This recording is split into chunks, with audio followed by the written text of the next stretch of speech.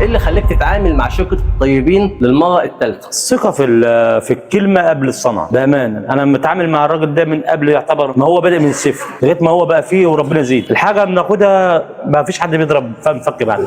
نصيحة لله، أنا مش محتاج منه حاجة ولا هو محتاج مني حاجة. أي بني آدم أو أي واحد عاوز يبدأ مشروع ويكسب يجي لشركة الطيبين، يدفع فلوسه بالزيادة شوية قليل شوية بس بينساه. لما العميل يشتري منك اول مره ممكن دي تكون شطاره بيع، ولما نفس العميل يشتري منك للمره الثانيه ممكن يكون حب المعده بتاعتك او الجوده الخاصه بيك. ولكن لما نفس العميل يشتري للمره الثالثه هنا الكلام يخلص، لان دي مش مجرد بيعه جديده وخلاص، دي شهاده رسميه في افران شركه الطيبين. الحمد لله والفضل لله تم تسليم عده كامله للمعلم ابو عمار من محافظه المنوفيه. العده الكامله اللي معانا مكونه من فرن السير 3 متر، عجان 70 كيلو، 40 طاوله، زائد الخلطه والاستندات. في فيديو النهارده هنعرف تفاصيل السير اللي معانا، السير اللي معانا من شركه الطيبين، السير الفئه الاولى، وهنعمل لقاء مع المعلم ابو عمار نعرف فيه رايه في شركه الطيبين. تابع معايا.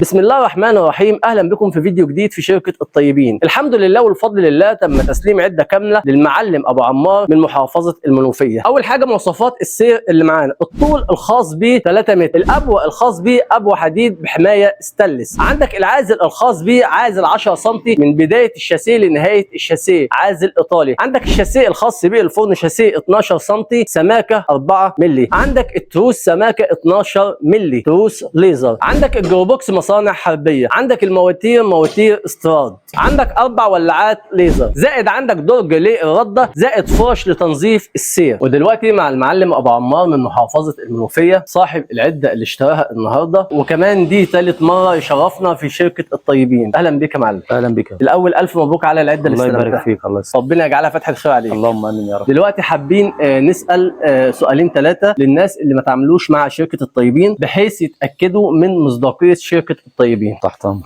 اول حاجه، حضرتك دي المره الكام في التعامل؟ دي الثالثه ان شاء الله. طيب ايه اللي خليك تتعامل مع شركه الطيبين للمره الثالثه؟ الثقة في الكلمة قبل الصنعة، بأمانة أنا متعامل مع الراجل ده من قبل، يعتبر ما هو بادئ من الصفر لغاية ما هو بقى فيه وربنا يزيد. الحاجة بناخدها ما فيش حد بيضرب فك بعد.